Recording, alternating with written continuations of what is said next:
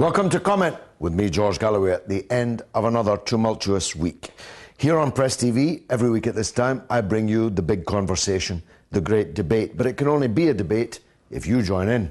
That's why, above all, I need your telephone calls on 44208-601-4555, or you can SMS the show on 447800008066, or you can email me at comment@presstv.co.uk.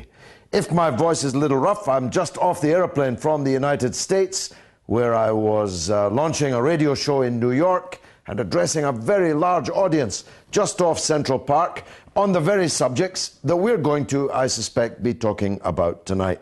Namely, the Saudi Arabian, so-called, invasion of Bahrain. Thousands of Saudi soldiers from the unfreest country on the earth, armed to the teeth by Britain and the United States, have invaded the small island state of Bahrain, wherein, of course, the US Fifth Fleet is already docked and thoroughly ensconced. You could argue, therefore, that Bahrain is currently at least no more. It is not an independent country. It is now in chains. Worse than being in chains, its sons and daughters, and some very young ones too, are being gunned down by Saudi Arabian snipers. I'll be asking you tonight what we intend to do about that. Are we going to stand by and watch the Bahraini people murdered in the streets?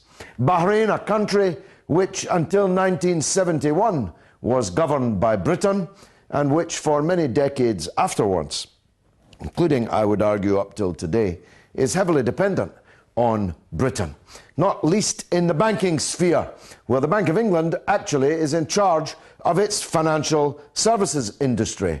And that financial services industry is the basis of the wealth of the killers of Al Khalifa. That's the name of the royal dictatorship who've ruled Bahrain for 231 years. I told you last week, the Prime Minister of Bahrain has been in power since 1961, before the Beatles were formed, and they're 40 years gone. We'll be asking, what can we do about this state of affairs? And as I speak to you in the Security Council in New York, where I was last night, the UK, US and France are lined up behind a resolution which effectively provides a green light, an international authorization for military attack on another Arab country, namely Libya. All that guff about a no-fly zone, well, the resolution goes far, far, far further than a no-fly zone. It permits US and UK and French planes, that's the three biggest colonial empires of the last 150 years, to bomb at will on the coast and on the people of Libya.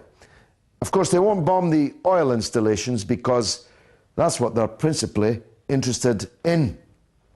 At the same time, the Gaddafi army is rolling apparently remorselessly towards Benghazi, where 1 million people who reject the rule of the Libyan dictator are waiting and are living, and let's hope are not going to be dying there. There has to be some possibility of some political solution from the Arab world to this state of affairs. At the very least, Arabs should be crossing the Egyptian and Tunisian borders to come to the aid of the revolutionaries in Libya. None of their governments have any right to do so because, well, even in Tunisia and Egypt, they're not democracies yet. It goes without saying that these are my personal views. They are not the views of Press TV. They're certainly not the views of the government of the Islamic Republic of Iran. Moreover, if you have a different view, then yours is the call that I want to hear most, because I want it to be a conversation, but even more, I want it to be a debate. Let's go all the way to Malaysia and talk to our first woman caller, Nina from Malaysia. Nina, welcome to the show. Yes, hi, George. Hi, George. Tell me, how do you see the situation in Bahrain? Do you see it like I do, or do you want to argue about it? No, the situation in Bahrain is really bad.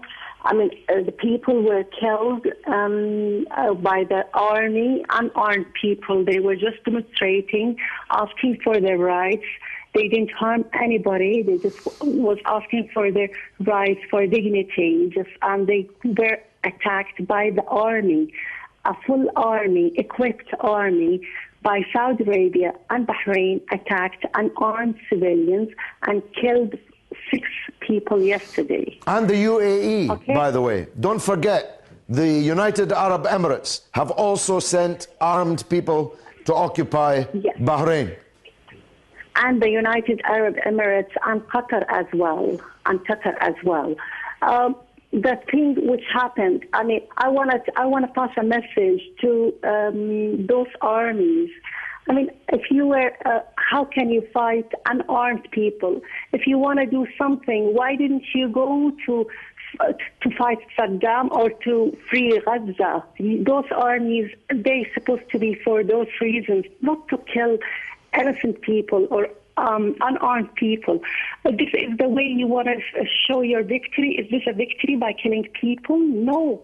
This is a coward. They've been cowards by doing this act. Nina, I've just watched a film of a Saudi sniper killing a nurse, a Bahraini nurse.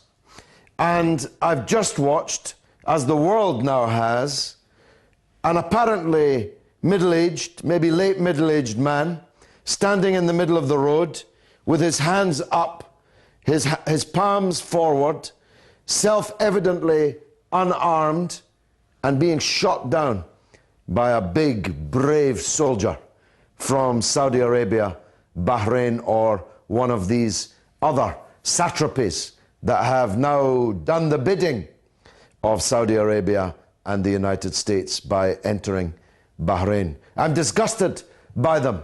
I'm disgusted that the United Arab Emirates appears to have joined this occupation. The late and great Sheikh Zayed would never have done so. Shame on his sons that have broken with his policy of Arabism and development. Shame on them all. Nina, thank you very much. Let's go to France and talk to Hamid about the same subject. Hamid, welcome to the show. Yes, good evening, Mr. Galloway. Good evening to you, sir. Thank you, sir. This is a very sad day. This is a very sad day in our history, and this day will be remembered. This is what is going on in Bahrain and in Libya, and all in front of the so-called Western democracies standing and watching. So, Mr. Galloway, I would like to argue that, well, I called you 2 years ago, we were talking about Obama, and I felt you were full of optimism and hope, and I argued that he was useless, and you didn't kind of believe me, but I argued it was useless and he wasn't going to do anything. And now again, I'm saying these revolutions are hijacked, Mr. Galloway, and I argue, and I want you to argue and convince me they are not. Well, tell me, what do you mean they're hijacked? In what way have the Bahraini revolutionaries been hijacked? They are hijacked by American, by European. The Americans are collaborating in the killing of the revolutionaries in Bahrain. That's exactly what I'm arguing. Well, that's not the same thing as hijacked. Hijack means they've been, listen to me, hijack means that the revolutions have been taken over by America. The opposite is the truth. The revolutions are being gunned down with the collaboration of America. Well, they stole the revolution. They stole it. They stole because... Look, get your nomenclature right. They haven't stole it, they're opposing it. And it's not over yet. The Egyptian revolutionaries are not defeated. The Tunisian revolutionaries are not defeated. The Yemeni revolutionaries are not defeated. And the Bahraini revolutionaries are not defeated. So what are you talking about? You are spreading always pessimism and defeatism, that the enemy is so great that nothing can be done, that the Americans can hijack or steal anything that they like. And that's what I object to about your political line. Let's go to Russia and talk to Mohammed on the very same subject. Mohammed, welcome to the show, my friend. Hi, George. How are you? I'm good. I'm filled with fire tonight, as you can tell.